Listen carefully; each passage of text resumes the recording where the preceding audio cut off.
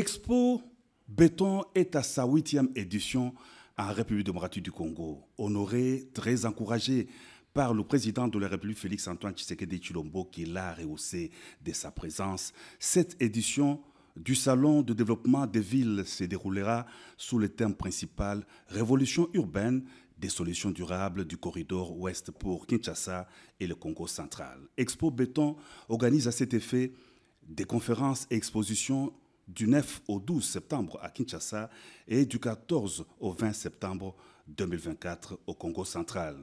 Une présence remarquable parmi l'assistance dans la splendide salle de congrès du centre financier de Kinshasa, c'est celle des quelques chefs des institutions, le président de l'Assemblée nationale Vital Kamerhe, la première ministre Judith Suminwa, le président du Conseil supérieur de la magistrature et plusieurs autres invités d'honneur. Dans son discours d'ouverture de la 8e édition d'Expo Béton, le chef de l'État a salué la dynamique de transformation des villes de la RDC qu'entreprend Expo Béton, et ce, face à la croissance rapide de la démographie au pays. Il a déploré le développement désordonné de nos villes depuis l'indépendance. Le président de la République fait notamment de la question de désenclavement des territoires de la RDC une des priorités de son programme d'action.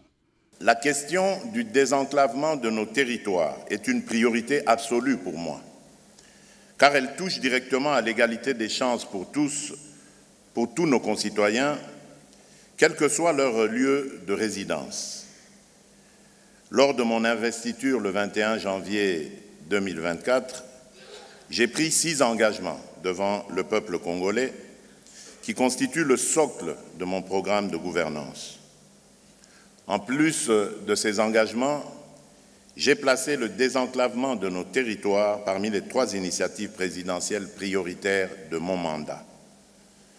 Nos infrastructures doivent garantir à chaque Congolais, qu'ils vivent en ville ou dans les zones rurales les plus reculées, un accès équitable aux services de base, aux opportunités économiques et aux moyens de se développer.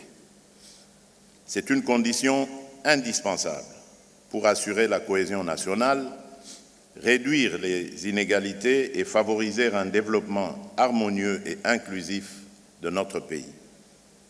Je suis résolument engagé à mettre en œuvre des solutions concrètes et durables pour intégrer pleinement nos territoires enclavés à l'économie nationale et internationale.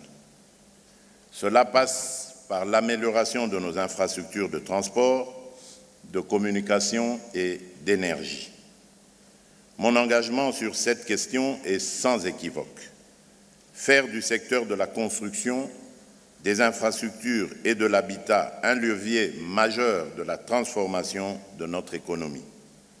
Je forme donc le vœu que les travaux de cette 8e édition d'Expo Béton aboutissent à des résolutions concrètes face aux défis du corridor ouest, tout en jetant les bases d'une véritable révolution urbaine.